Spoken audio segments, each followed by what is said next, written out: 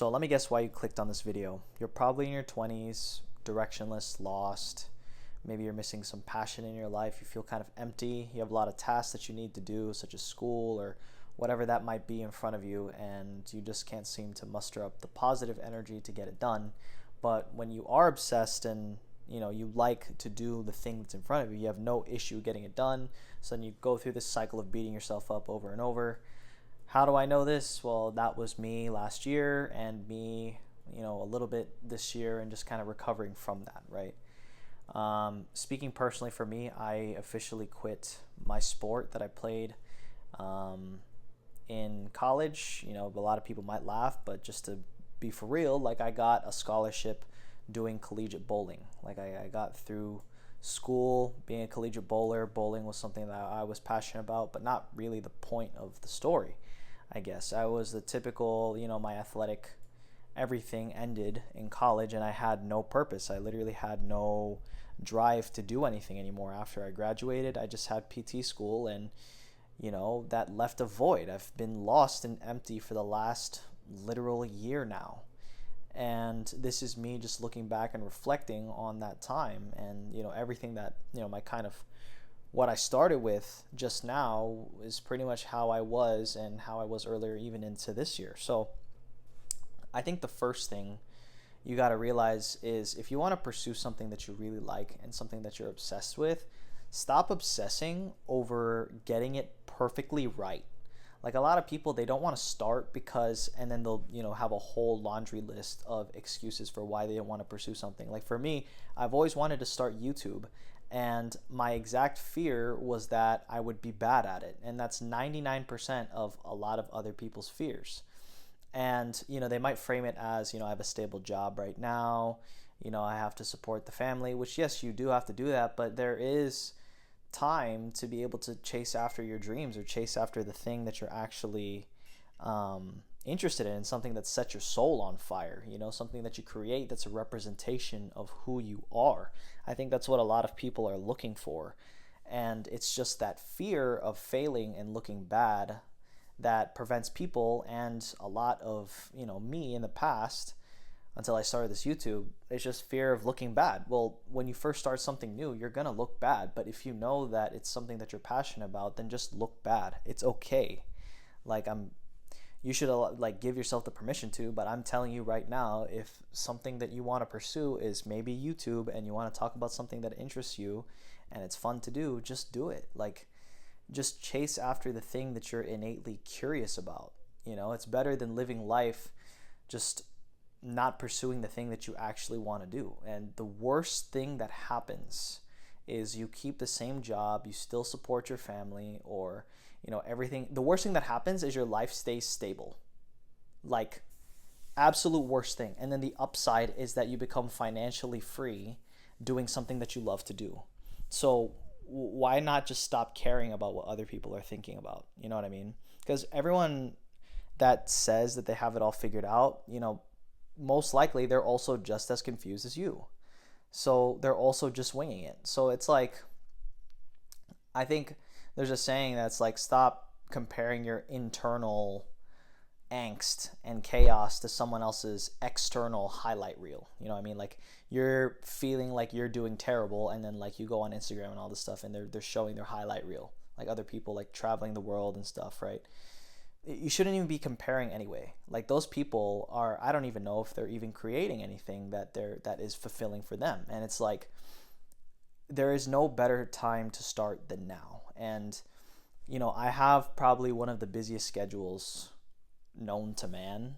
Like I go to physical therapy school. It's full on, like when I'm in season, basically, like for school. I'm on break right now, but I literally have what feels like no time because I'm also working. For a period of time, I was actually also waking up at 2:30, 3 in the morning just to Uber and bring people to the airport every single day because I didn't know what else to do. I was so broke last year that that's all I could do. And I did that every single day for my first year of PT school. And this is the stuff that I'm talking about. Like, it's completely irrational. It's completely not smart, but I did it because I decided. you know what, I don't want to be broke anymore. This is the exact thing that I'm going to do. And then with the extra money that I have, I'm just going to get my license to be a personal trainer and then get a personal training job. There's no guarantee that any of that stuff would happen, but I took the bet on myself that it would. So I'm telling you, you just got to take the bet on yourself. And even if it's not perfect, like, it's completely illogical to be waking up at 2:30 in the morning to make $80 for the day and then pay for gas. So basically make $50 for the day. But I literally just socked that away into savings, and now I'm not as broke as before, but still, pretty broke. And we'll be having impending debt in physical therapy school sometime soon. But one of my professors, he said something really funny the other day, and actually not even the other day, but it was the last semester. And it was something along the lines of, you will never have as much time as you do now. And the entire class laughed, but me.